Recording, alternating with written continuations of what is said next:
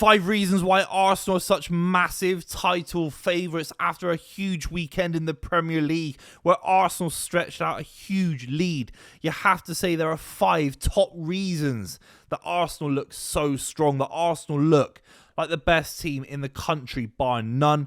We're going to run through my 5. Make sure you subscribe if you're new to the channel.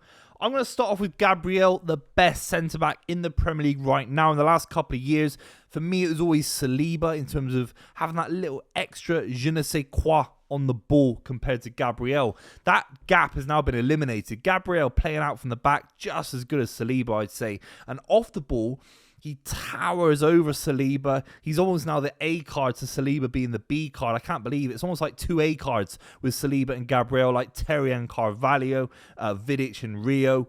It is an unbelievable partnership, and Gabriel is becoming a world-class centre-back. His form is so good. Against Crystal Palace, it wasn't a perfect Crystal Palace performance, but I thought he completely manhandled Mateta out of the game. And Gabriel, according to Jamie Carragher, if he keeps putting in these kind of performances, if Arsenal win the Premier League title, could we look past Gabriel winning PFA Player of the Year award? Not many players have ever done it in Premier League history. John Terry, Virgil van Dijk and Paul McGrath for Aston Villa in the early 1990s. It's a very esteemed company to do something like that. And Gabriel, for me, because Gyökeres isn't getting the goals, Saka's a little bit, in and out of injury. Odegaard's got injuries. Rice could definitely get PFA Player of the Year award. Is there any more of a player deserving than Gabriel in terms of the goals as well?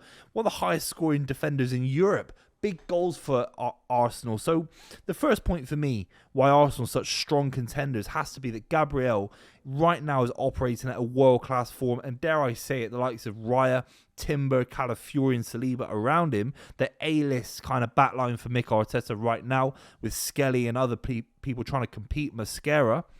We're looking at 3 or 4 world-class defenders on form right now, and Gabriel is the premium centre-back in Premier League football. I agree with Jamie Carragher's assessment as well. I think he could win the PFA Player of the Year award. So that's the first thing that we've got to talk about. The second thing is set pieces.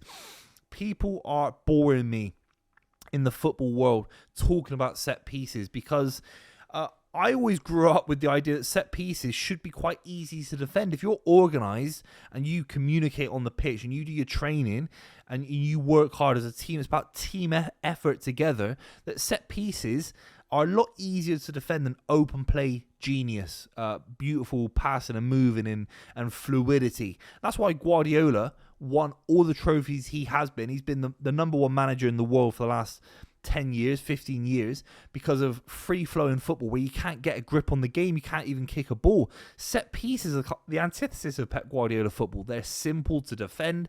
So I'm never going to criticise Arsenal for scoring so many set pieces because they should be a lot easier to defend. And you've got to give credit to Arsenal for finding a bit of a gap in the market on some level. And dare I say it, because so many sides are concerned about playing out from the back, that has now created a chink in the armour. Maybe these sides are not training midweek enough about how to clear a ball, clear the lines effectively. Look at Mamadashvili getting a throw-in, and you felt that Liverpool were going to concede from a throw-in to Brentford. This is embarrassing stuff, and you certainly can't criticise Arsenal for finding a gap in the market and pursuing it with such a tall physical side that they've got. And then on the ball, they're brilliant as well. So the set piece is important. Eze scores from a set piece, and you have to say that you can't criticise Arsenal because they're the side doing it the best in terms of scoring it, and they defend against set pieces the best. It's not like Arsenal scored 20 set pieces and concede 20 set pieces. They're great at stopping them the other end as well. And that is the testament to Mikel Arteta and his coaching staff. So that's the second thing we've learned, is that the asset that Arsenal have got at their disposal, better than anyone else in European football, corners, free kicks, throw-ins, whatever you want, second balls, being reactive, is an asset to why they're one of the best sides in Europe right now. Third has to be the range of goal scorers for Arsenal. If Eze didn't score against Crystal Palace, I know Trossard was scoring, or Martinelli was scoring, or Saka was scoring, or Rice was scoring, or Gabriel is scoring. But Eze scores. You don't need 3 or 4 every single game, particularly against a stubborn backline like Crystal Palace. I looked at Manchester City's spread of goals today. I cannot believe what I'm seeing with Pep Guardiola. I can't believe it. And you have to let me know in the comments down below if you've seen this or can even believe what I'm about to say. Now, Erling Haaland is, of course, outshining everyone in terms of goals. I think he's on 11 Premier League goals.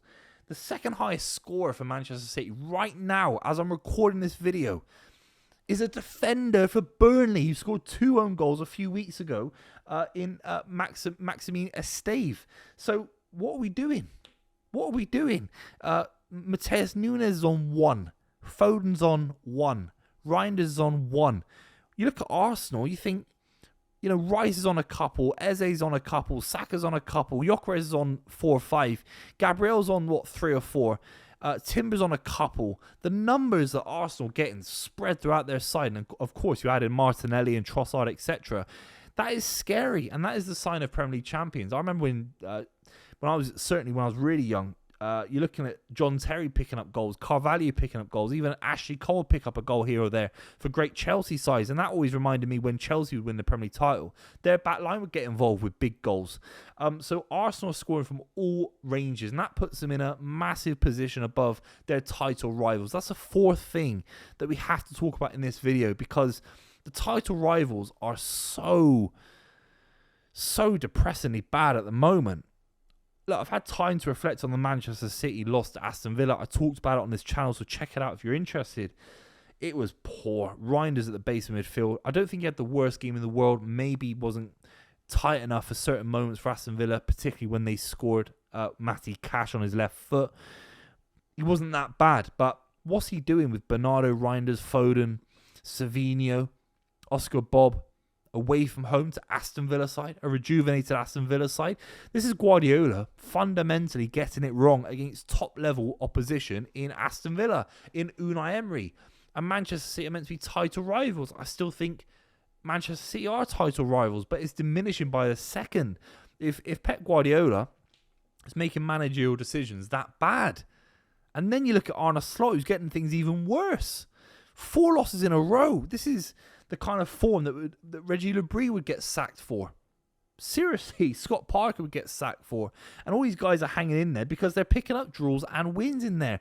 I'm sure Burnley lose 2 games in a row and they win the next one, or they draw the next one. Sunderland don't even lose games.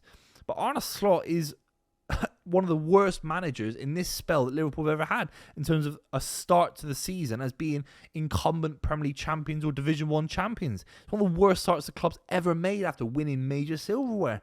So that's what Arsenal are competing against. Competing against some of the worst challenges that are in transition. I can't believe I'm even sat here saying Liverpool are in transition. It's absurd. Did they need to spend that much money? Manchester City feel like the club's in transition with such a young squad. So you can't quite bemoan the fact that Oscar Bob's still a very talented young footballer. Doku, Savinho, Reinders just come in, Rico Lewis, Gvardiol. It's a young squad. But still, the title rivals for Arsenal look a million miles away. Arsenal got 8 players all in their prime, 9. Ethan Nwaneri doesn't even get a game. Max Dowman, he's nowhere near the bench anymore, or coming off the bench anymore, because he's just not needed right now. He's a luxury because he's so young. He'll come on. I'm sure he'll play a lot of football this season relative to his age. But he's not needed. Max Dowman probably starts Man City right now. I think Pep probably shoehorns him in somewhere. And it's just not what you need. It's just not what you need. The final point for me, it has to be that double pivot of Rice and Zubimendi. In October, Arsenal faced 1 shot on target. Like, what are we doing here? We might as well pack our bags and go home. In all of October, Arsenal faced 1 shot on target. And I looked at the shot on target. I saw a TikTok about it as well. It was from an Eddie Nketiah kind of jumping up for the ball against David Raya. It's not like he shot on target and it's hit the post or it's bounced onto the post. It wasn't really a shot on target. So Arsenal are limited, not only sides from keeping the ball, because Arsenal keep the ball very, very well. They're pushing sides back with their physicality. They did it to Manchester City. They literally grabbed the Man City 11 and pushed them back and turned them into a part of the bus kind of Tony Pulis side. Crystal Palace, very, very similar. And that's why it was a dry game, because Arsenal just physically oppress you and push you back. And I have to say, limiting teams in the Premier League, the top division in world football, to 1 shot in October, that isn't down to actually the defence, arguably. I know Gabriel's going to come up and block things, Saliba, etc. It's down to the midfield ahead of them. Midfielders stop things like long-range efforts, long balls into the box that could turn into goals, turn into shots on target. It's down to Rice and Zubimendi. I question if they both need to play in these kind of games. But Rice and Zubimendi together with one of Eze, one of Odegaard, play both of them as well, and maybe play Eze off the left in big games in the business end of the season. But Rice and Zubimendi are forming a brilliant partnership. I actually think Zubimendi is contributing to Rice's best ever form for Arsenal as well. It's an axis that works, it's balanced, it's physical, great on the ball, and it's guiding Arsenal. So not only quality or up the pitch in terms of getting Eze into great opportunities, Saka, Gyökeres, etc. It's actually giving the back line, who are brilliant, as I said at the start of the video, even more protection. You got Gabriel and Saliba and David Ryan, Timber and Calafiori and Skelly and Ben White and Hincapié and Mascara. It goes on and on and on and on. And then you got Declan Rice and Zubimendi ahead of them. It's a madness. It's a madness. These are the 5 things that I've discussed today. Let me know what you think in the comments down below. And make sure you subscribe as well. We'll be reacting to the League Cup games in the week. I'll see you very, very soon.